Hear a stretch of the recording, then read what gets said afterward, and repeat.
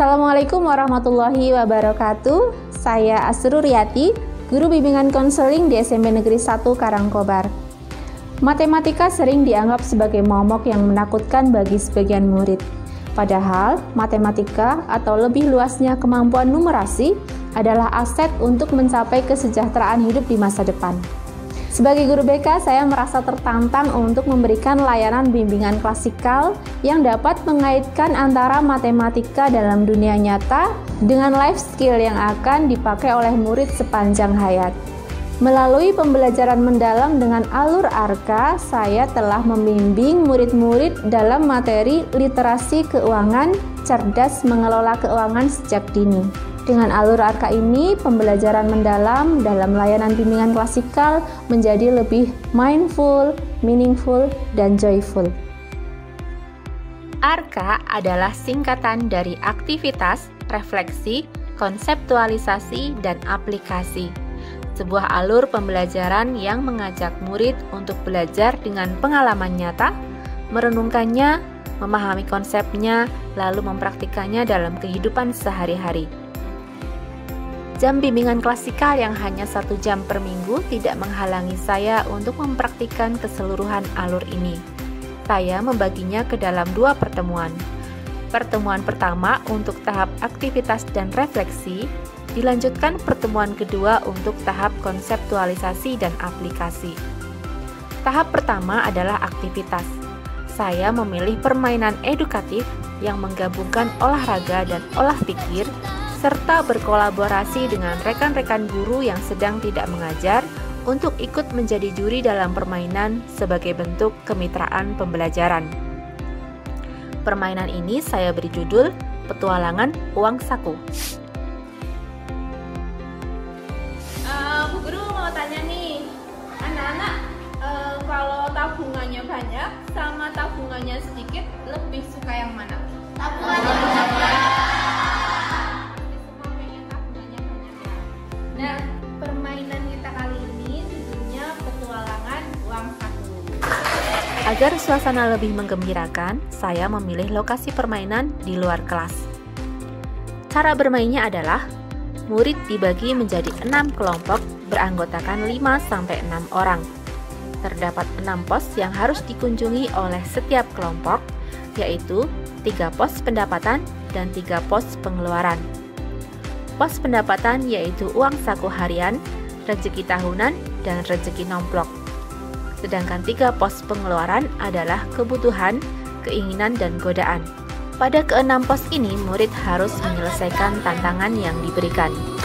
Ada tantangan bahasa Indonesia, bahasa Inggris, matematika, IPA, IPS, dan olahraga.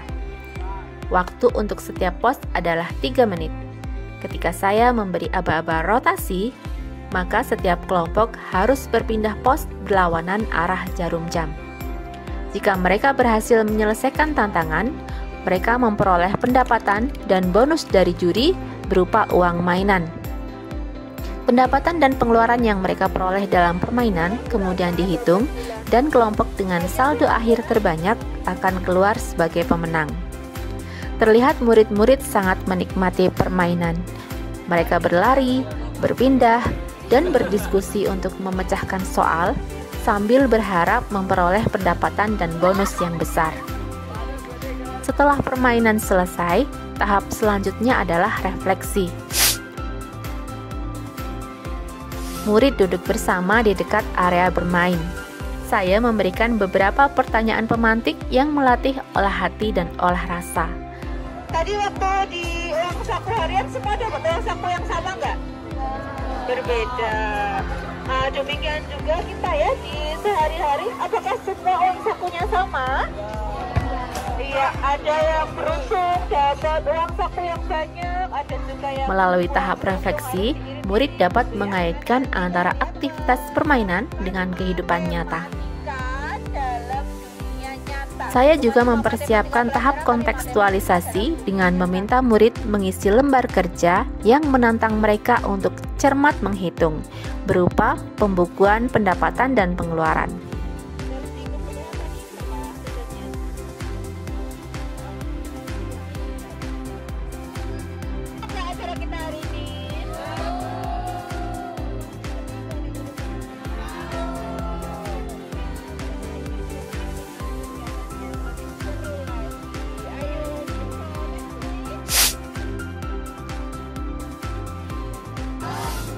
Pertemuan kedua adalah saat untuk tahap kontekstualisasi dan aplikasi.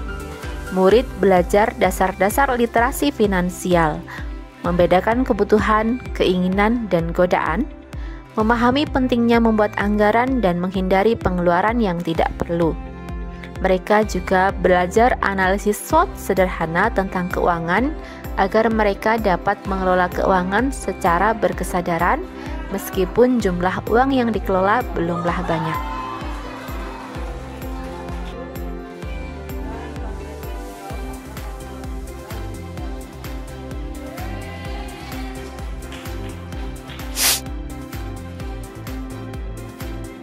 Tahap terakhir adalah aplikasi. Setiap murid membuat program menabung sesuai kemampuan, lalu belajar mencatat pemasukan dan pengeluaran sekecil apapun. Sebagai bentuk pemanfaatan digital, murid juga dilatih untuk menggunakan aplikasi catatan keuangan di smartphone yang mereka miliki.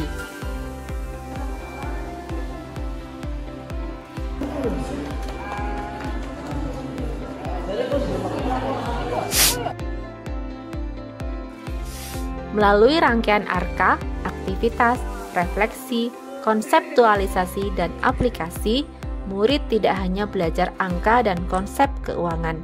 Mereka belajar berpikir kritis, mengambil keputusan, mengelola sumber daya, bekerja sama, serta mengasah hati dan rasa. Dengan cara ini, saya sebagai guru BK berharap murid tumbuh menjadi generasi yang cerdas secara akademik, bijak dalam mengatur keuangan, dan siap menata masa depan yang lebih baik. Anak hebat bersandaka.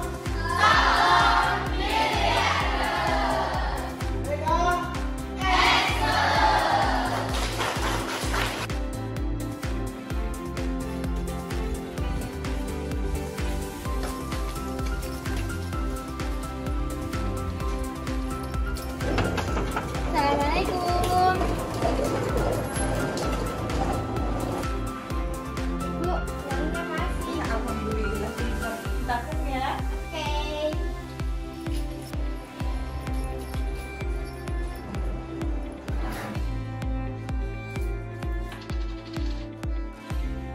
Saya sebagai orang tua merasa senang tentang pembelajaran pengelolaan keuangan di sekolah, sehingga anak saya jadi lebih bisa mengelola uang untuk ditabung demi masa depan. Demikian praktik pembelajaran mendalam yang telah saya lakukan. Semoga dapat diambil manfaatnya. Sampai jumpa pada karya berikutnya. Wassalamualaikum warahmatullahi wabarakatuh.